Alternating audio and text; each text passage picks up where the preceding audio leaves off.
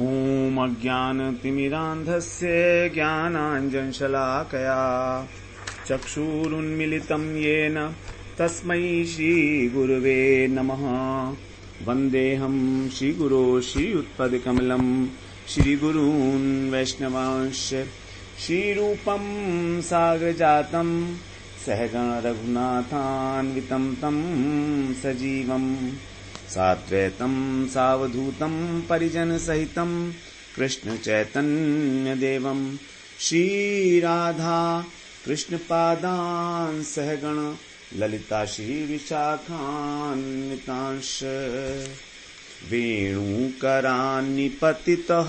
स्खलितं शिखण्डं भ्रष्टं च पीतवसनं ब्रजराजसूनो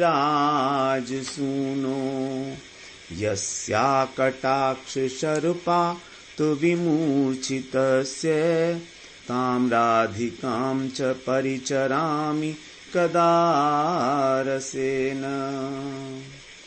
हरे कृष्ण।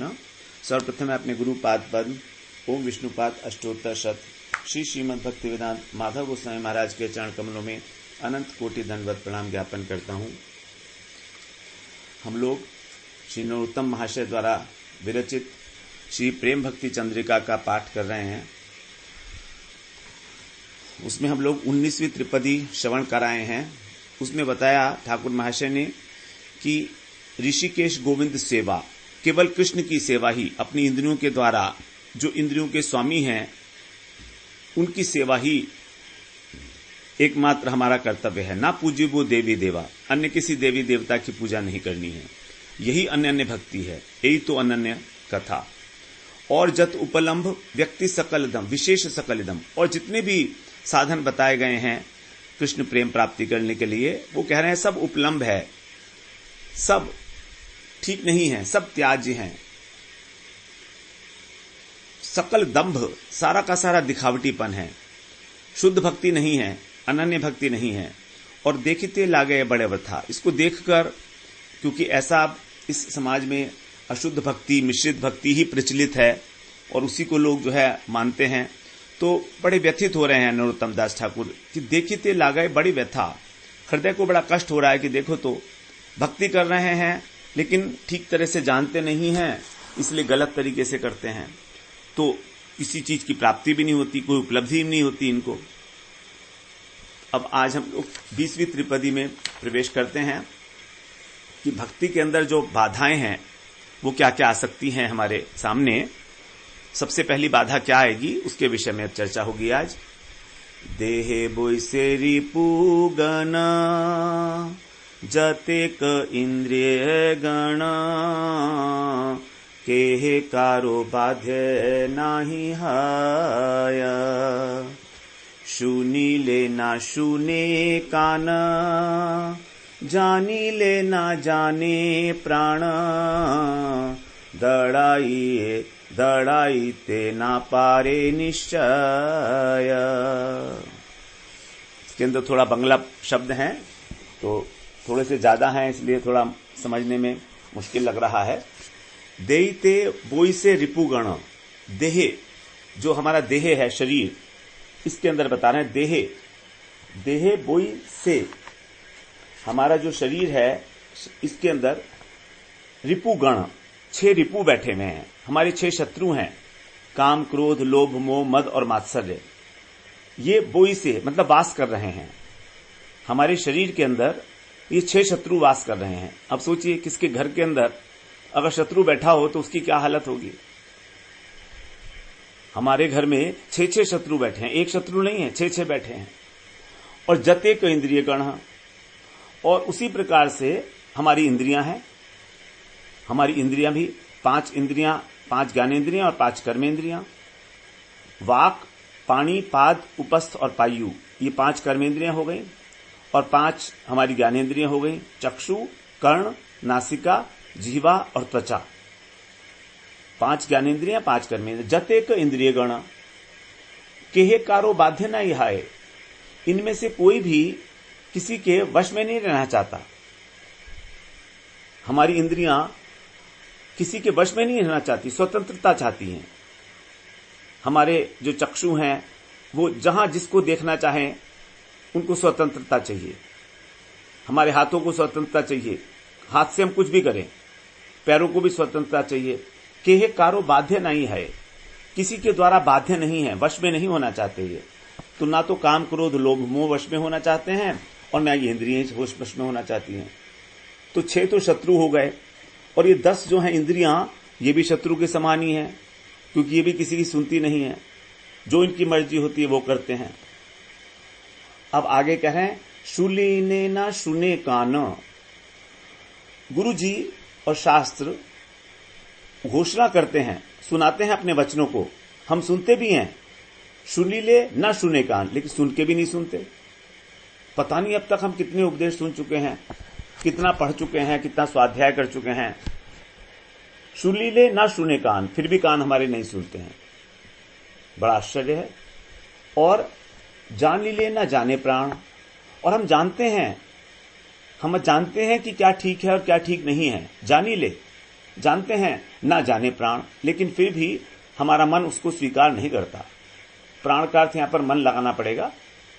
तो हमारा मन उसको स्वीकार नहीं करता, उसको जानता नहीं है, अज्ञान में भटक रहा है, इसीलिए तो अज्ञान में भटक रहा है। तो कानों के माध्यम से हमको तत्व ज्ञान होता है, हमने सुना, लेकिन तो भी ना सुने के बराबर है। उसी प्रकार से जान ली ना जाने प्राण, अब हम जान भी गए कि हम शरीर नहीं है, हम आत्मा है, हम भगवान के दास हैं, हम इस संसार के दास नहीं हैं। ये हमने सुना और ये हमने मान भी लिया, जान भी लिया, लेकिन स्वीकार नहीं करते उसको। जानी ले ना जाने प्राण, बड़ी विडंबना है कि सुन के भी नहीं सुनते और जान के भी नहीं जानते।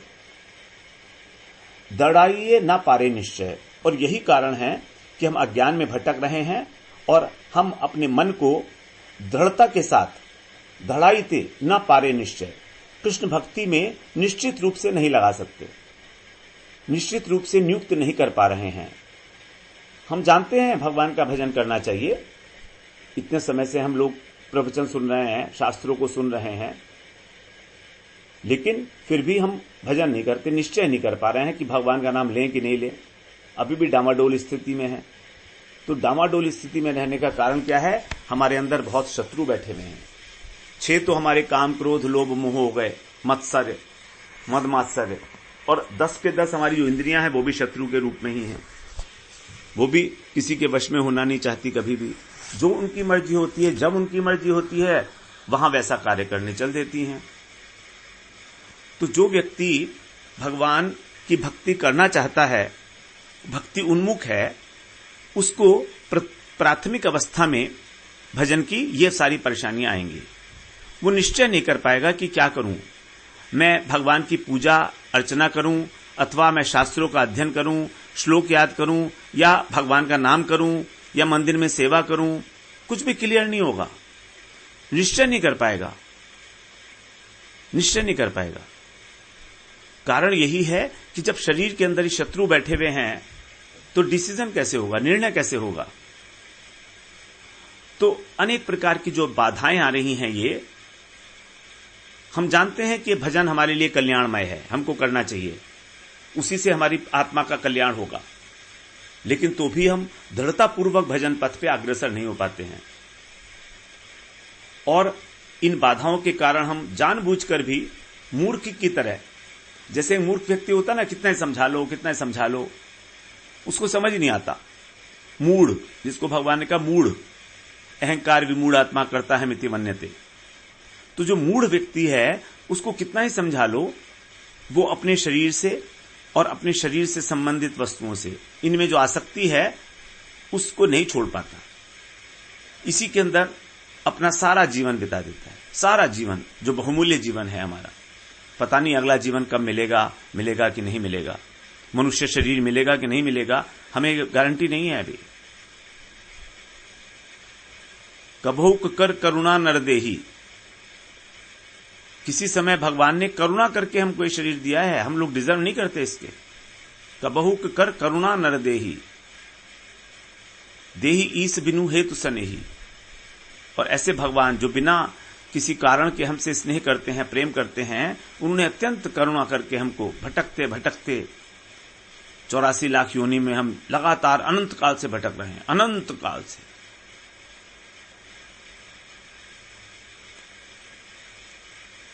तो भी हम जो है इसी के अंदर आसक्त रहते हैं। मनुष्य जीवन की सार्थकता को नहीं समझ पाते, मतलब समझ रहे हैं लेकिन लग नहीं पाते, उसको कुछ कर नहीं पाते उसके विषय में। तो ये जो 6 शत्रु हैं ये बड़े खतरनाक हैं, ये निरंतर हमारे हृदय के अंदर रहते हैं, निरंतर। और हम जैसे मानिए कि एक संसार बहुत बड़ा सागर है, समुद्र है, और कहा भी गया है संसार समुद्र की भांति है। तो समुद्र के अंदर जो है ये 6 मगरमच्छ हैं, बहुत बड़े बड़े मगरमच्छ, और हम उस समुद्र को पार करना चाहते हैं तो हमारी टांग खींच लेते हैं लोग। यही काम करते हैं, इनका यही काम है। चैतन्य चंद्रोदय में नाटक में ये बताया है, संसार दुख जलधौ पतितस्य कामा क्रोधादि न क्रम करई कवलीकृतस्य दुर्वासना निगडितस्य निराशयस्य चैतन्य चंद्र मम देहि पदावलंबम चैतन्य चंद्र मम देहि पदावलंबम। यहां कह रहे हैं कि संसार दुख जलधौ, ये संसार जो है दुखों का सागर है, जलधौ सागर, जो जल को धारण करता है, जलधि। तो जलधौ संसार दुख जलधौ, दुखालयम अशाश्वतम अनित्यम असुखम लोकम इमं प्राप्य भजस्व माम।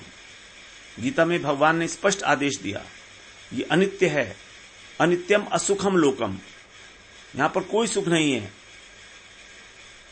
जो दिख रहा है वो बिल्कुल दुख का ही एक अलग रूप है, अंत में दुखी देने वाला है। जो सुख दिख रहा है वो भी संसार दुख जलधौ पतितस्य कामो, इसके अंदर हम लोग पतित हो गए हैं। तैरना चाहते थे इस संसार के सागर को, लेकिन क्या हुए, डूब गए हम। और नीचे कौन है अब, काम क्रोध लोभ मोह मद मत्सर, ये मगरमच्छ, नक्रम माने मगरमच्छ।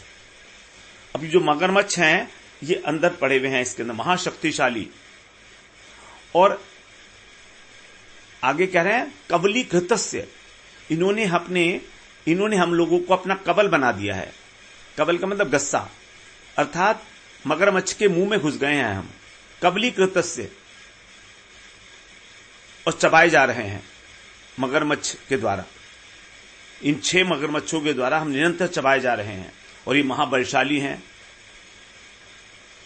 अत्यंत उद्दाम है। और इसके ऊपर दुर्वासना निगीड़ितस्य निराश्रयस्य, और दुर्वासना रूपी जो रस्सी है उससे हम बंधे हुए हैं। अगर हम चाहें कि इन मगरमच्छ से और लड़के और थोड़ा सा दूर हो जाएं तो जा भी नहीं सकते, क्योंकि बंधे हुए हैं हाथ पैर हमारे। निगीड़ितस्य, दुर्वासना जो हमारे अंदर मन में अनेक अनेक प्रकार के भोग की कामनाएं हैं, दुर्वासना रूपी, वे उन रस्सियों के द्वारा हम जकड़े हुए हैं, निकल भी नहीं सकते, चाहे तो भी नहीं निकल सकते। दुर्वासना निगड़ितस्य निराश्रयस्य, और हमको कोई आश्रय नहीं रहा। इसीलिए प्रार्थना करते हुए कह रहे हैं, चैतन्य चंद्र मम देहि पदावलंबम। हे महाप्रभु, हे चैतन्य महाप्रभु, आप मुझे अपने चरणों में स्थान दीजिए। मम देहि पदावलंबम, आप मेरा निस्तार कीजिए, आप मुझे अपने चरणों में शरण दीजिए, तभी मैं संसार सागर को पार कर सकता हूं। यही पोजीशन है। हम लोग संसार में जकड़े हुए हैं दुर्वासना के कारण। ये दुर्वासना हमको बड़ा पीछे ले जाती है। उसी के कारण ये काम क्रोध लोभ मोह जो हैं बड़े डेंजरस हो जाते हैं हमारे लिए। हम इनसे ऊपर नहीं उठ पाते। इन्हीं के अंदर सारा का सारा जीवन हमारा चला जाता है, इन्हीं के अंदर। और ऐसा नहीं है कि ये कोई अगर बहुत बड़ा विद्वान है, कोई विवेकी जन है, तो उसके ऊपर आक्रमण नहीं करेंगे। ये सबके ऊपर करते हैं, सबके ऊपर करते हैं। तो इतना आकर्षित हो जाते हैं हम रूप रस इत्यादि जो 5 विषय हैं कि जो बुद्धिमान लोग हैं उनकी बुद्धि भी चकरा जाती है, काम करना बंद कर देती है। बुद्धि भी अपनी शक्ति से मनुष्य इनके ग्रास से कभी मुक्ति नहीं पा सकता। हम चाहें कि हम इनके कवल से, इनके ग्रास बने हुए जो हैं, हम अभी चबाए जा रहे हैं, काल की ग्रास है ये। काल हमको निरंतर चबा रहा है, डस रहा है। तो हम चाहें हम अपने आप से निकल जाएंगे? नहीं। इसीलिए कह रहे हैं चैतन्य चंद्रमम देहि पदावलंबम। इसीलिए हे महाप्रभु, आप मुझे अपने चरणों का आश्रय दो। बड़े बड़े विद्वान भी इसमें फंस जाते हैं। विशेष रूप से जो काम वासना है, वो बड़े बड़े लोगों को, बड़े बड़े ऋषियों को, जिन्होंने 50-60 हजार वर्ष तक तप किया है, उनको भी जो है पतित कर देती है। इसीलिए कभी भी मन का विश्वास ना करे, कभी भी मन का विश्वास ना करे। ये मन जो है हमेशा पतन का कारण बन जाता है हमारा।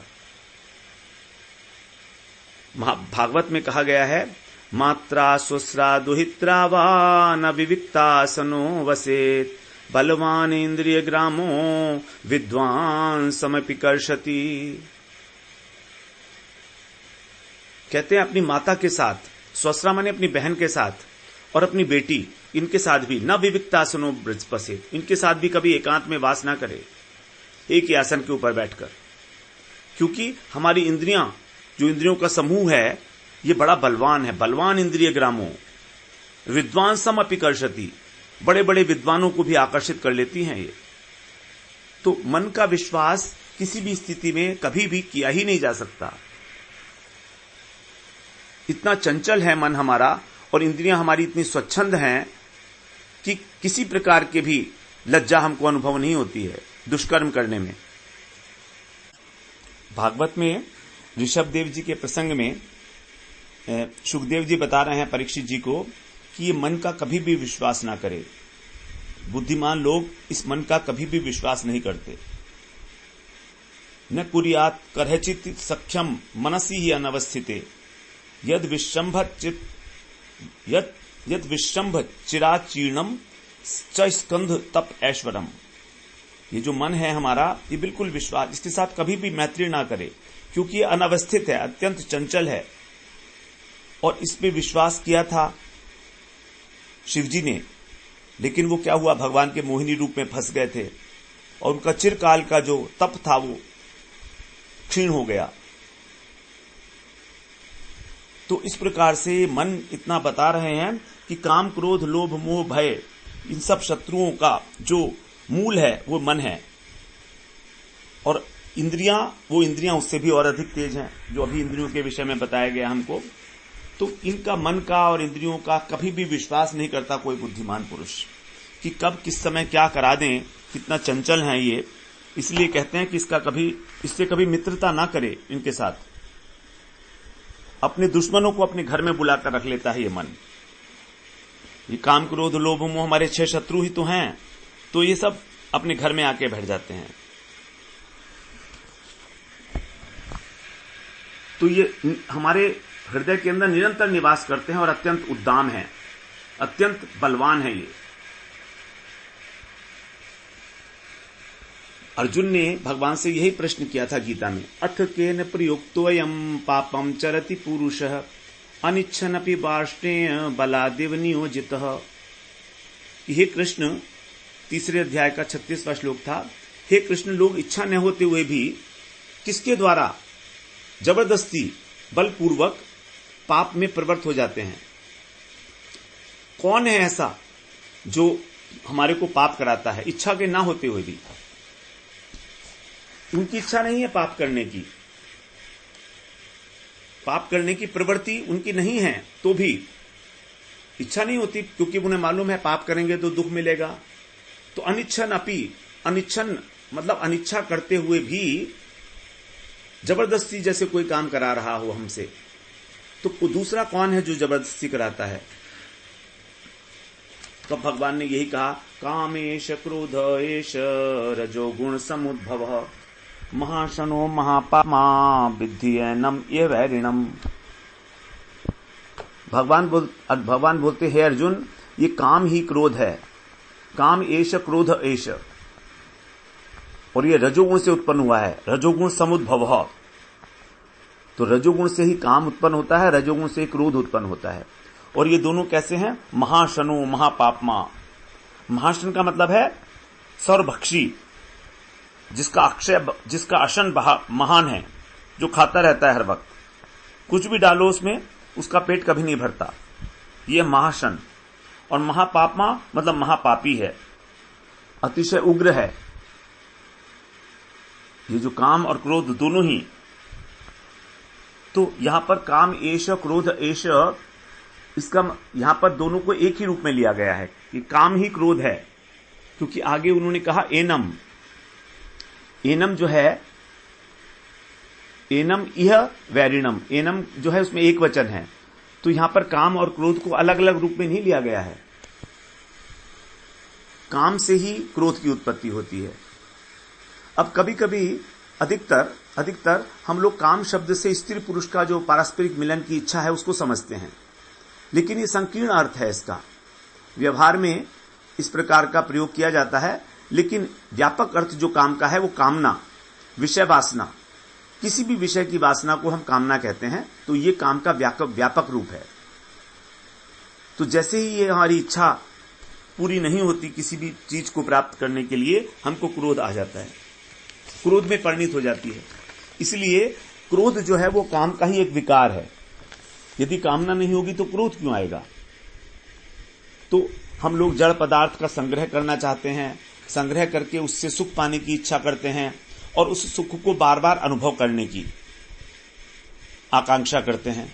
तीन चीजें हैं काम के अंदर: जड़ पदार्थ का संग्रह करना, उससे सुख की प्राप्ति करना, और उस सुख को प्राप्त करने के लिए बार बार आकांक्षा करना। ये तीनों ही काम है। ये अनेक रूप हैं काम के ये, और इसके कारण हम लोग क्या करते हैं? चोरी करते हैं, डकैती डालते हैं।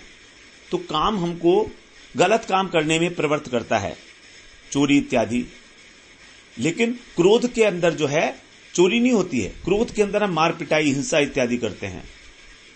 तो यद्यपि क्रोध का मूल भी काम ही है, लेकिन काम का और क्रोध का जो फल होगा वो अलग अलग मिलेगा।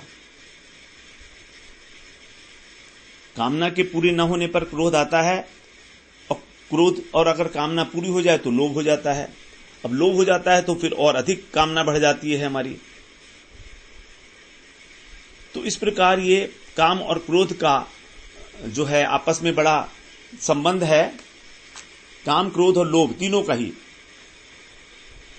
तो यही कारण है कि इसमें दोनों का नाम दिया गया, क्योंकि फल दोनों के अलग अलग हैं। काम एष क्रोध एष, लेकिन एक वचन होने के कारण यही है कि क्रोध काम से अलग नहीं है। क्रोध का जो ओरिजिन है वो काम से ही है, और जहां पर काम है, क्रोध है, वहां पर ये और चारों भी आ जाएंगे: काम, क्रोध, लोभ, मोह, मद और मात्सर्य।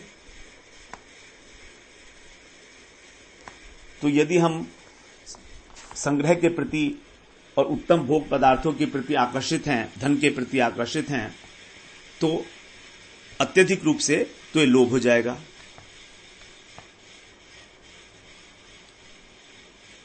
और यही लोभ जो है मोह में कन्वर्ट हो जाता है। काम, क्रोध, लोभ, मोह।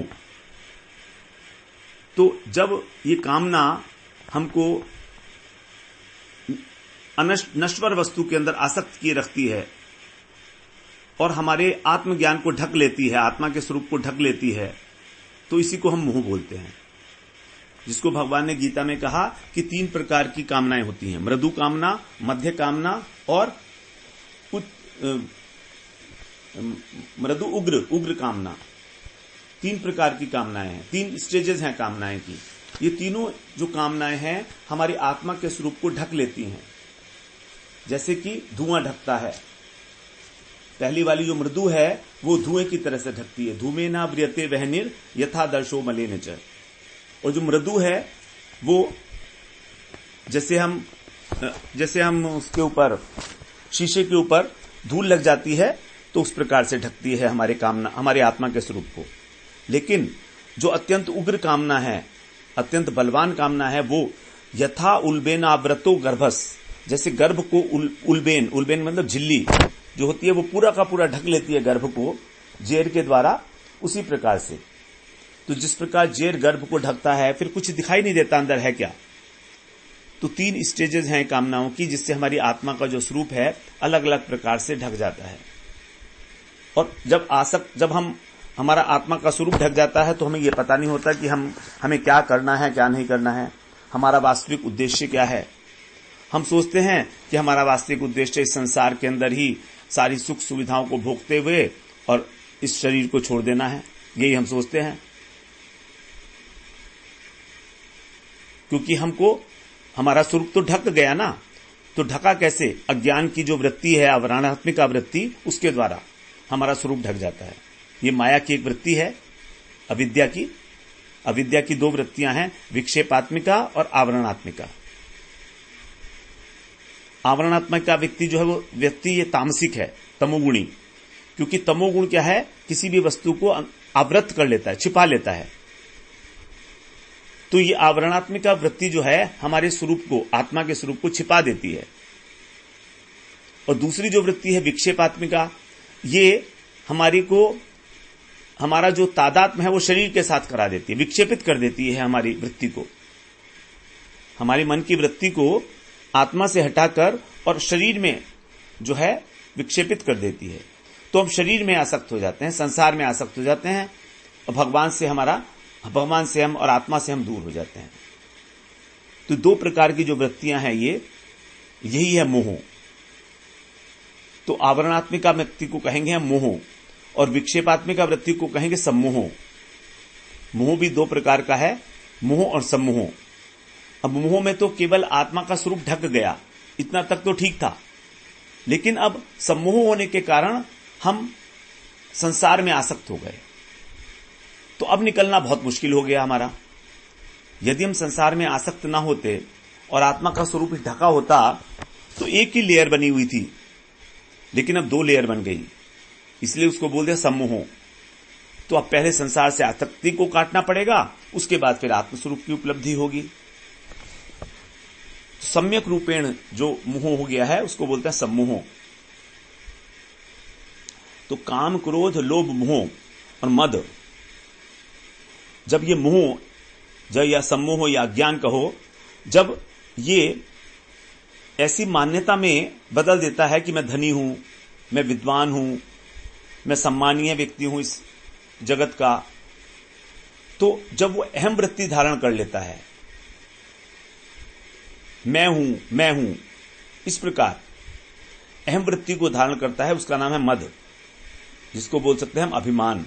अभी इसको अभिमान हो गया, अभी तक तो कुछ नहीं था, लेकिन अब जब इसे मोह हो गया, ये संसार को ही, धन को ही सब कुछ समझने लगा, तो सोचने लगा कि मैं धनी हूं, जबकि ये तो धनी नहीं है, ये तो आत्मा है, और आत्मा तो धनी और आत्मा तो गरीब नहीं होती है, आत्मा तो विद्वान और मूर्ख भी नहीं होती है।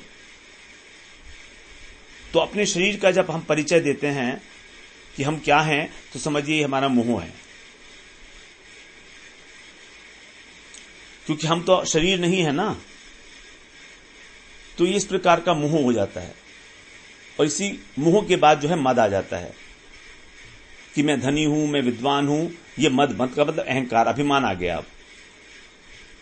और यही जो अहमिका वृत्ति है, अहम भाव की वृत्ति है, जब देखती है कि दूसरे के पास मुझसे अधिक धन है, मेरे अंदर अहंकार आ गया, अभिमान आ गया कि मेरे पास जो है 5 करोड़ रुपया है, अब पड़ोसी के पास तो 20 करोड़ रुपया है।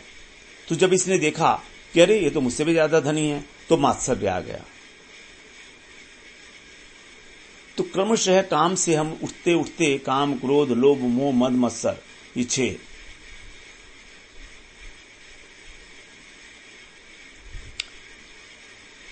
असहनशील हो जाते हैं। उसका हम वो देखकर, ऐश्वर्य देखकर किसी और व्यक्ति का, चित्त के अंदर हमारे जो एक क्षोभ पैदा हो जाता है, उसी को कहा गया है मात्सर्य। और ये जो मात्सर्य है, ये सबसे बड़ा अवरोध है। मात्सर्य के लिए तो भागवत में भी स्पष्ट कह दिया गया कि उनका प्रवेश ही नहीं है श्रीमद् भागवत के मंदिर में, जिनके हृदय के अंदर मत्सरता है। धर्मे प्रोजित कैतवोत्र परमो निर्मत्सराणाम सराम। परमो निर्मत्सराणाम, जो निर्मत्सर साधु हैं उन्हीं के लिए श्रीमद् भागवत है। भागवत में प्रवेश ही नहीं है। वो सुनेंगे तो भी फल नहीं मिलेगा, उनको अच्छी भी नहीं लगेगी सुनने में। सबसे बड़ी बाधा है। और जो पहले 5 हैं उनको भगवान में नियोजित किया जा सकता है किसी प्रकार से, आगे बताएंगे। लेकिन मात्सर्य का कहीं कोई स्थान नहीं है। ईर्ष्या का, मात्सर्य का अर्थ है मत्तः सरती, जो मुझसे आगे निकल गया, सरक गया, उसकी टांग खींच लेना।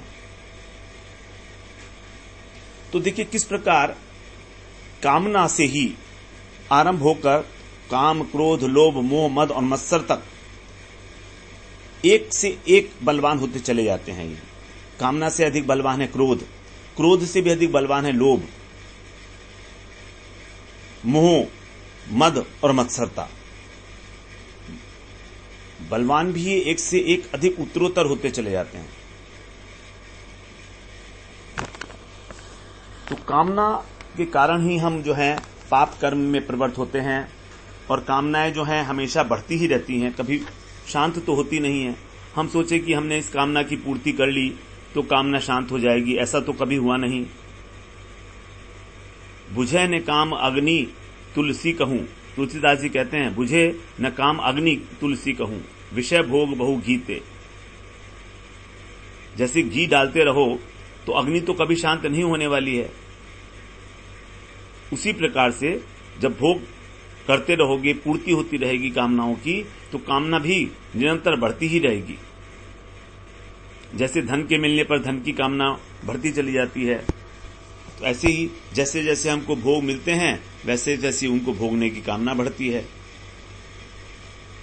ययाति महाराज भागवत में बताया 1000 वर्ष तक उन्होंने अपनी कामनाओं को तृप्त करने का प्रयास किया, लेकिन फिर भी उन्होंने कहा कि ये कामनाएं तो बढ़ती जा रही हैं और बढ़ती जा रही हैं, इनका तो कोई अंत ही नहीं हो रहा है, मैं हार गया। तो एक कामना हम सोचें कि भोग करने से हमारी नष्ट हो जाएंगी, ऐसा होता नहीं है। केवल हृदय का रोग है ये, और हृदय का रोग जो है तभी शांत होता है जब हम भगवान का भजन करते हैं। और साथ साथ ही महापापी भी बताया गया, इसको महापापी भी है। महापापमा अत्यंत उग्र है। लोभ को वश में करना कठिन है, क्रोध से भी। और इन तीनों को ही, काम, क्रोध और लोभ को ही भगवान ने आगे नरक का द्वार बताया है 16वें अध्याय में। तो ये जो 6 के 6 शत्रु हैं, ये कहाँ रहते हैं? अपने घर में रहते हैं, ये अपने अंतःकरण में, किसी दूसरे के घर में नहीं बैठते हैं, और होते हैं उत्पन्न रजोगुण से। तो कामना की उत्पत्ति कैसे होती है? राग से होती है। राग से कामना की उत्पत्ति होती है। ध्यायतो विषयान पुंसः संगस्तेषु उपजायते। कामना मतलब आसक्ति, इच्छा, ये हमारी राग से उत्पन्न होती है। तो भगवान ने 3वें अध्याय में पहले बताया था, राग और द्वेष हमारे शत्रु हैं, हमारे वो हैं डाकू की तरह से हमारी संपदा लूटते हैं, परिपंथी हैं दोनों। तो राग का ही जो स्थूल रूप है वो काम, और द्वेष का जो स्थूल रूप है वो है क्रोध। तो जब ये काम और क्रोध बन जाते हैं तो और अधिक बलवान हो जाते हैं। राग और द्वेष को फिर भी हम लोग सूक्ष्म, क्योंकि वो सूक्ष्म हैं, उनके अंदर शक्ति इतनी नहीं है, तो उनको हम लोग नियमित कर सकते हैं। तभी भगवान ने कहा तयोर न वशम आगच्छे तौ ही अस्य परिपंथिनौ।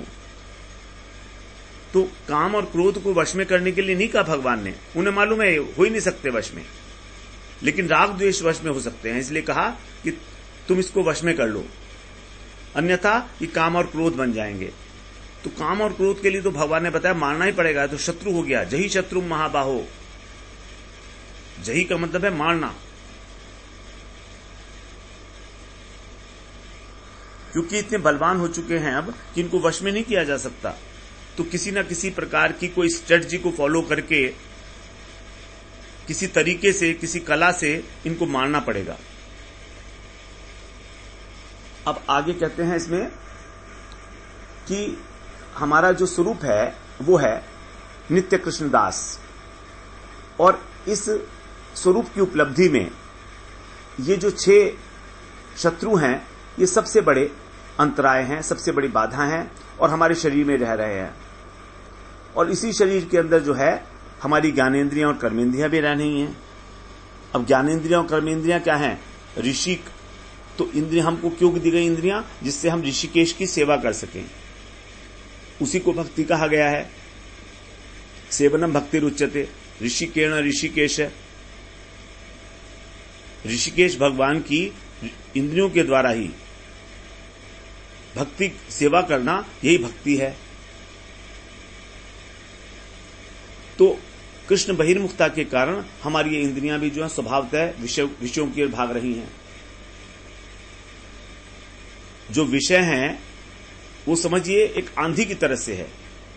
आंधी, तो जब भी विषयों की आंधी चलती है तो हमारी इंद्रियों के अंदर जो देवता लोग बैठे हैं, प्रत्येक इंद्रिय का एक अधिष्ठात्र देवता है।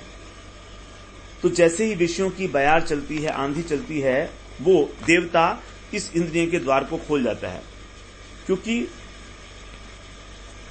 देवता लोग जो होते हैं वो सब भोगी हैं। देवता लोग भोगी हैं, यद्यपि वो सत्वगुणी हैं, लेकिन उनके अंदर भोग की कामनाएं हैं। इसीलिए जैसे ही विषय हमारे सामने आता है तो हमारी इंद्रियां जो हैं उसके प्रति जागरूक हो जाती हैं, भोगने के लिए तैयार हो जाती हैं, क्योंकि वहां पर उसका अधिष्ठात्र देवता बैठा हुआ है।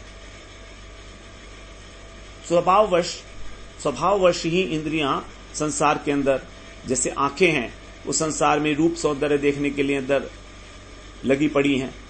कान जो है संसारिक उत्तम संगीत, ग्राम्य वार्ता सुनना चाहते हैं, अपनी प्रशंसा सुनना चाहते हैं। जीवा नए नए मधुर रसरय पदार्थों की लोलुप है। नए नए डिशेस बनती हैं आजकल। और नासिका उत्तम गंध को आघ्राण करने के लिए व्यग्र है। और वाणी जो है हमारी ग्राम्य वार्तों में लगी रहती है। सारे दिन हमसे प्रजल्प करा लो, भगवान का भजन तो हम कर नहीं पाते हैं। यदि कहे कि तुम माला करो तो कहेंगे हम 1 माला करेंगे, 2 माला करेंगे। अब बताइए पूरे दिन में कितना बोलते हैं हम? सारे दिन बोलते हैं पटर पटर, लेकिन माला नहीं होती हमसे, क्योंकि उसके अंदर हमको इंटरेस्ट ही नहीं है। उसके अतिरिक्त कोई भी बातें करा लो, घंटों तक करा लो, थकती नहीं है हमारी आवाज। और हाथ पैर हमारे संसार के कामों में लगे रहते हैं हर वक्त। ये कर लें, ये कर लें, ये कर लें। वर्कहॉलिक हैं हम लोग।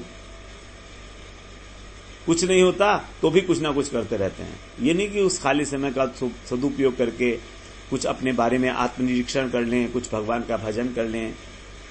ऐसा नहीं होता है। हाथ पैर चलते रहने चाहिए। कुछ लोग तो ऐसे होते हैं जो चैन से बैठ ही नहीं सकते, उनको तो कुछ काम करने के लिए चाहिए। और कुछ लोग जो है उपस्थ में यौन संबंध के अंदर निविष्ट है, बस उनको केवल काम वासना ही दिखती है। तो इस प्रकार से जो कृष्ण बहिर्मुख जीव हैं, सभी की इंद्रियां अनादिकाल से विषयों की ओर दौड़ रही हैं, अनादिकाल से। और जो अंदर 6 शत्रु बैठे हैं, उनके कारण जो है इन इंद्रियों का वेग और भी तेज हो गया। एक तो ये इंद्रियां ही इतनी सबल हैं, इतनी बलशाली हैं कि ये हमको भटकाने के लिए पूरी कैपेबल हैं। और साथ साथ जो 6 शत्रु बैठे हैं हमारे, वो भी इनका साथ देते हैं।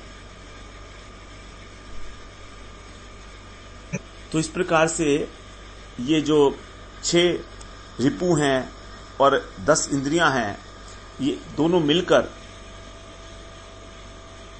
मनुष्य को, जो कृष्ण बहिर्मुख जीव है, उसको कितना उसका पतन कर देते हैं, कितना उसको दुख देते हैं इस संसार के अंदर।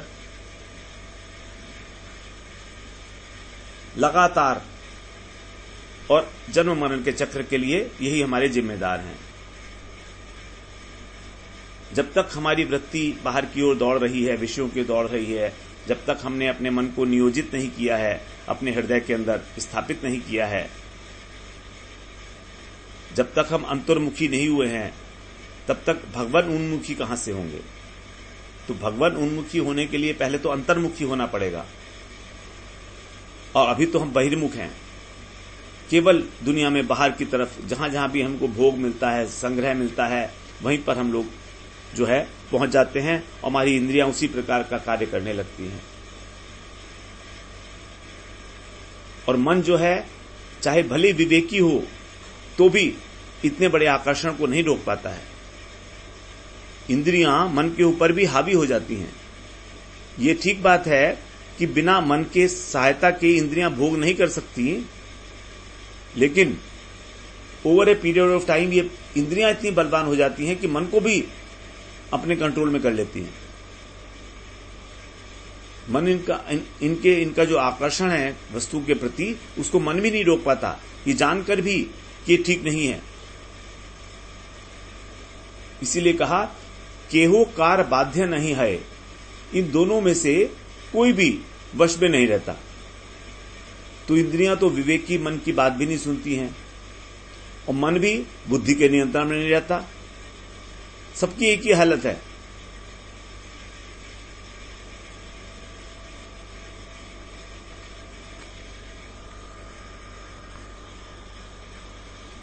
तो इंद्रियां जो है मन की नहीं सुनती बात, और मन जो है बुद्धि के नियंत्रण में बुद्धि की नहीं सुनता है। तो फिर इंद्रियां जो चाहती हैं वही करा लेती हैं। जैसे उसकी उपमा दी गई है रथ से, कि रथ जो है वो शरीर है, और इसके ऊपर जो रथी है वो आत्मा बैठा हुआ है, और बुद्धि जो है वो सारथी है, मन लगाम है, और इंद्रियां घोड़े हैं।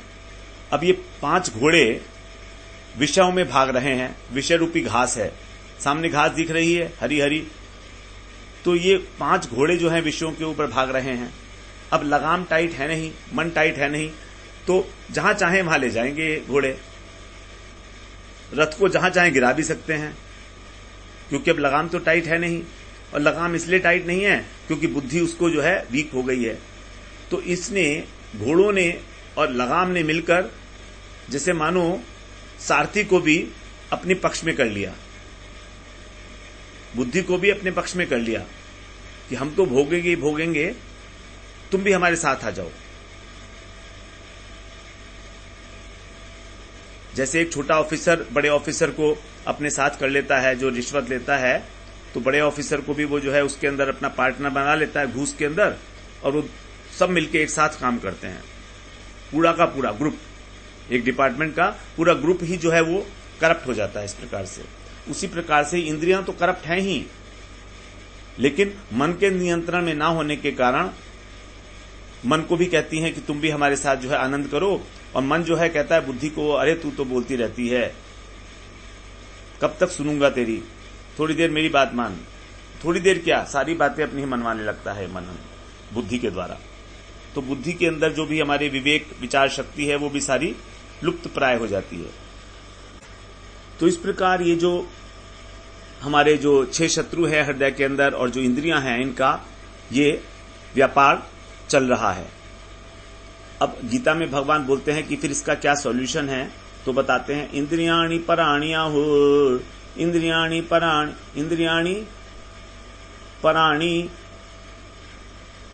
इंद्रियाणि पराणिया हो, इंद्रियेभ्यः परम मनः, मनसस्तु परा बुद्धिर्यो, बुद्धे परतस्तु सह। कहते इंद्रियाणि पराणी आहु, इंद्रियों को इस शरीर से श्रेष्ठ माना गया है। स्थूल शरीर से इंद्रियां श्रेष्ठ हैं, बलवान हैं, क्योंकि सूक्ष्म है। और इंद्रियों से जो श्रेष्ठ है वो है मन, और मन से श्रेष्ठ है बुद्धि, और बुद्धे परतस्तु है, और बुद्धि से भी श्रेष्ठ है आत्मा। तो यहां पर भगवान जो है इस कामना को जीतने की विधि बता रहे हैं, क्या करना है। क्योंकि मन और बुद्धि अत्यंत सूक्ष्म है, इसलिए डायरेक्ट इनको तो हम जीत नहीं सकते। तो इसलिए कहते हैं कि सबसे पहले तुम इंद्रियों को देखो अपने, कि इंद्रियां जो हैं वो कहां जा रही हैं। तो इंद्रियों से श्रेष्ठ हमारा मन है, क्योंकि जब इंद्रियां सो जाती हैं तो मन जागृत रहता है स्वप्न की अवस्था में, और सुषुप्ति की अवस्था में हमारा मन भी सो जाता है तो हमारी बुद्धि जागृत रहती है, इसलिए वो भी सूक्ष्म है उससे। और आत्मा तो बुद्धि से भी अधिक बलवान है, क्योंकि आत्मा तो सबसे परे की वस्तु है। आत्मा से बल प्राप्त करके जो है मन और बुद्धि अपना अपना कार्य करते हैं। तो इस प्रकार से इंद्रियों को देखो अपने कि कहां जा रही हैं। हमारा इंद्रियां उधर ही जाती हैं जहां पर हमारा मन होता है, पहले आकर्षण होता है जहां पर मन में। जैसे उदाहरण के लिए यदि हमारे मन में सत्संग का महत्व है तो हमारे पैर सत्संग में चले जाएंगे, कान भी श्रवण करेंगे। और यदि मन में सत्संग का भाव ही नहीं है तो पहले तो हम सत्संग में जाएंगे ही नहीं, और यदि किसी कारणवश किसी के कहने पर आ भी गए तो हमारा ध्यान नहीं लगेगा। और तीसरा फिर मन से जो सूक्ष्म है वो है बुद्धि, सारथी। यदि सारथी बलवान है तो जिधर चाहे लगाम को खींच सकता है, जिधर चाहे, लेकिन उसके लिए सारथी को बलवान होना पड़ेगा। और सारथी बलवान कैसे होगा, बुद्धि बलवान कैसे होगी? बुद्धि को जब आत्मा के द्वारा बल मिलता है, आत्मशक्ति मिलती है, तब बुद्धि के अंदर शक्ति आती है, तब वो मन को कंट्रोल कर पाती है। इसीलिए यहां पर भगवान ने बताया कि तुम आत्मा का आश्रय लो, आत्म वस्तु का। जब आत्मा तुम्हारी जो है, तुम्हें आत्मस्वरूप की थोड़ी थोड़ी उपलब्धि होगी तो बुद्धि तुम्हारी निश्चयात्मक होती चली जाएगी। अभी हमारी आत्मा जो है वो ढकी हुई है, लेकिन भजन के प्रभाव से धीरे धीरे आत्मा का जो स्वप्रकाशत्व है वो धीरे धीरे प्रकाशित होने लगता है, और उससे बुद्धि को बड़ी पावर मिलती है। बुद्धि समझ जाती है कि केवल आत्मा का उद्धार करना ही जीवन का लक्ष्य है। यदि एक बार बुद्धि ने इस प्रकार का निश्चय कर लिया तो फिर मन इधर उधर नहीं जा सकता है। इसीलिए कह रहे हैं कि तुम एवं बुद्धे परम बुद्धवा संस्तभ्य आत्मानम आत्मना, कि तुम बुद्धि के द्वारा जो है, आत्मा के द्वारा बुद्धि को स्ट्रांग करके और फिर इस काम रूपी शत्रु को मार दो। जही शत्रु महाबाहो काम रूपर दुरासदम। ये जो हमारा शत्रु है, काम रूपी शत्रु, ये दुरासदम है। दुरासदम का अर्थ बताते हैं कि ये कहां पर छिपा हुआ है हमें पता नहीं, इसकी जगह ऐसी है छिपने की जहां पहुंचना बहुत कठिन है, क्योंकि सब जगह तो छिपा हुआ है। ये विषयों में छिपा है, इंद्रियों में छिपा है, मन में, बुद्धि में, सभी इसके स्थान है कामनाओं के। तो इसलिए दुरासदम। लेकिन इसको मारा जा सकता है जब हम अपनी बुद्धि को निश्चयात्मक कर लेते हैं। जही का मतलब है मारना। तो ये शत्रु है, जही शत्रु महाबाहो। हे अर्जुन, तुम तो महाबाहु हो, इसलिए तुम इसे मार सकते हो। तो तुम बुद्धि की अपेक्षा आत्मा को बलवान मानकर और निश्चित रूप निश्चयात्मक बुद्धि से अपने कृष्ण स्वरूप की उपलब्धि करके, और ये जानकर कि सब कुछ ये उपाधि मात्र है जो भी दिख रहा है, शरीर और संसार, तब तुम इस शत्रु को, काम रूपी शत्रु को जय कर पाओगे। यदि काम जय हो गया तो फिर क्रोध, लोभ, मोह अपने आप ये सब हो जाएंगे। तो वास्तव में कामना को भी जय नहीं करना है, कामना को केवल संसार से हटाकर भगवान की ओर नियोजित कर देना है, बस। हम भगवान के दास हैं, हमारी उनकी सेवा ही हमारा एकमात्र कर्तव्य है। और जो हमारा शरीर है और शरीर के पदार्थ हैं, ये सब अनित्य हैं, बंधन के हेतु हैं। इसलिए मेरा इनसे कोई वास्तविक संबंध नहीं है, केवल व्यवहार मात्र का संबंध है इनके साथ। अब जब संबंध ही नहीं है तो मैं इनका अभिमान क्यों करूंगा? जब मैं मानता ही नहीं अपने शरीर के साथ अपना संबंध, तो मैं इस शरीर का अथवा धन संपत्ति का अभिमान क्यों करूंगा? मैं तो इसको भगवान की ही वस्तु मानता हूं। भगवान की वस्तु है शरीर, भगवान की वस्तु है संसार, तो मेरा अभिमान करना तो किसी प्रकार से औचित्य नहीं है उसका। तो इसीलिए हम इस मिथ्याभिमान को त्याग कर और शुद्ध अभिमान में जब प्रतिष्ठित हो जाते हैं धीरे धीरे भजन करते करते, फिर आगे कहते हैं, ऐसे शत शत उपदेश सुनकर भी सुनी ले ना सुने कान, जानी ले ना जाने प्राण। लगातार हम इन बातों को सुनते चले आ रहे हैं, लगातार नियम पूर्वक सुनते हैं, सुबह शाम सुनते हैं, अनेक प्रकार के प्रवचन सुनते हैं, लेकिन तो भी मानने को तैयार नहीं है।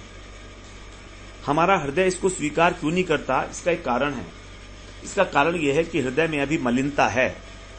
जब तक हृदय में मलिनता है, जब तक हृदय के अंदर कृष्ण से अतिरिक्त सांसारिक वस्तुओं के प्रति कामना वासना छुपी है, इस बात को हम स्वीकार नहीं करेंगे। सुन लेंगे, सोचते हैं चलो कल्याण हो जाएगा थोड़ा थोड़ा सुनकर, सुन तो रहेंगे लेकिन मानते नहीं है, इसको हृदय में नहीं ले जाएंगे। और जानी ले ना जाने प्राण, कई बार ऐसा होता है कि बुद्धि इसको मान भी चुकी है अच्छी प्रकार से, लेकिन हमारे प्राणों में किसी प्रकार का कोई स्पंदन नहीं होता, हम हिलते नहीं हैं अंदर से।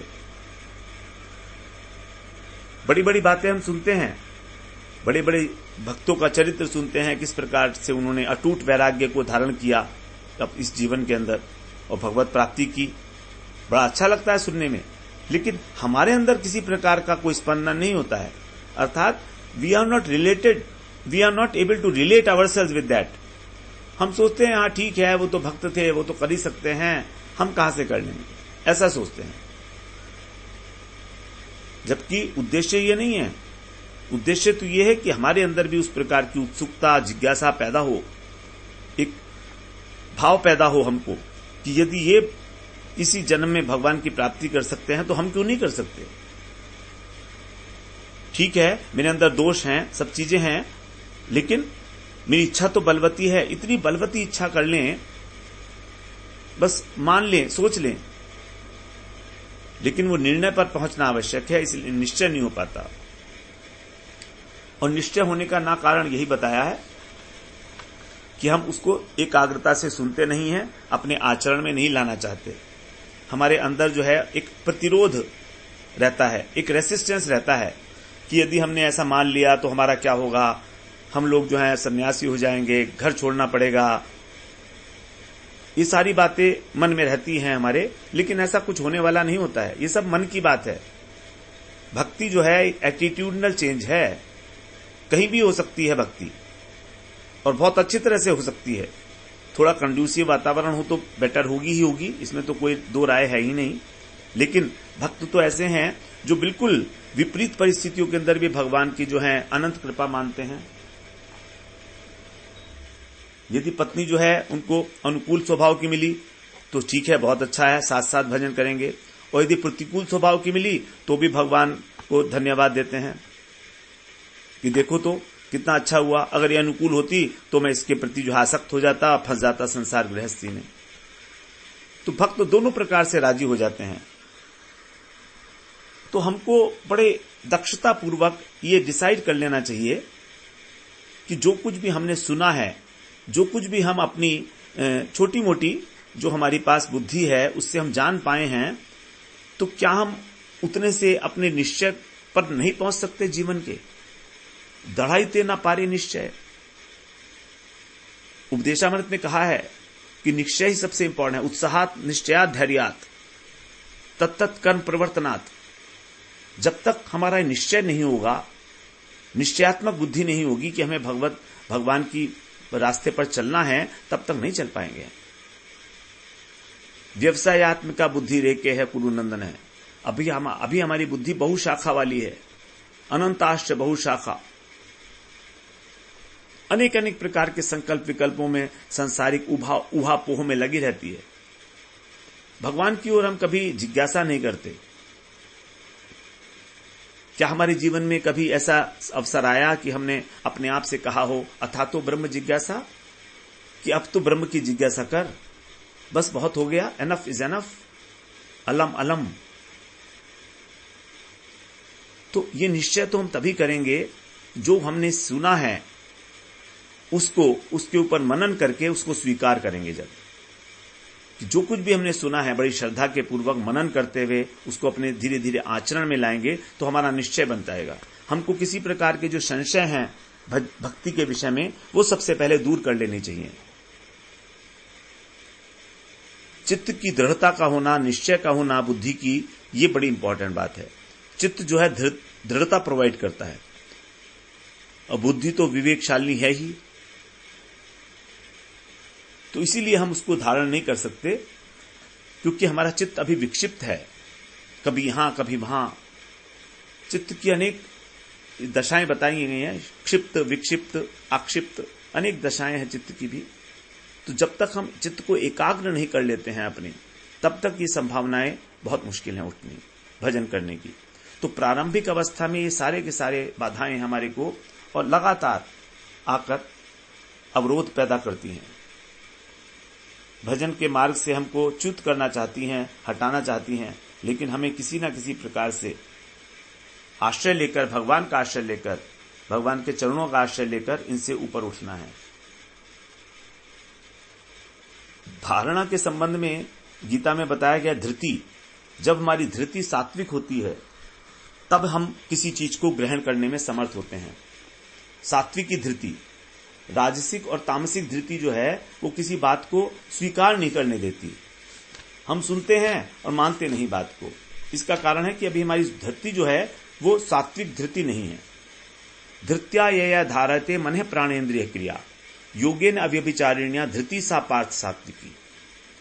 33वां श्लोक है 18वें अध्याय का। इसकी बड़ी विस्तृत व्याख्या हमने की थी कि जो हमारे प्राणों की, मन की, इंद्रियों की क्रियाएं हैं, उसको जो धारण करने वाली है वो होती है सात्विक धृति। और कैसे है वो? योगेन अव्यभिचारिण्या, योग के द्वारा, अर्थात भगवान के साथ भक्ति योग के द्वारा, और अव्यभिचारिण्या, केवल एकमात्र कृष्ण को ही इष्ट मानते हुए। हम जब तक अपने जीवन में हम अपने उपास्य तत्व का ही निर्णय नहीं करते, तब तक आगे बढ़ने का हमारे संभावना नहीं है। अव्यभिचारी भाव से भगवान का भजन करना है, व्यभिचारिता नहीं। आज कृष्ण का किया, कल को राम का किया, परसों देवी का किया, फिर शंकर जी का करने लगे।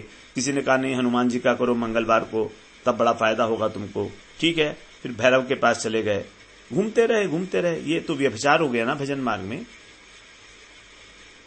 तो योगेन, उसके साथ जुड़ जाना है, भगवान के साथ जुड़ जाना। योगेन अव्यभिचारिण्या, अव्यभिचारी भाव से। धृति सा पार्थ सात्विकी, वही जो धृति है वो हमारे प्राणों की, मन की और इंद्रियों की क्रियाओं को धारण करने के लिए योग्य है। तो इस धृति को समझना इंपॉर्टेंट है, तभी हमारा निश्चय बनता है जीवन में। इस प्रकार हमने ये आज 20वीं त्रिपदी श्रवण की। अब अगली त्रिपदी है हमारी 21वीं, वो बड़ी इंपॉर्टेंट है। इन काम, क्रोध, लोभ को कैसे कैसे जीतना है वो बड़ा विशेष रूप से वहां पर बताया जाएगा। वंशा कल्पतरुभ्यश्च कृपा सिन्धुभ्येव च पतितानां पावनेभ्यो वैष्णवेभ्यो नमो नमः।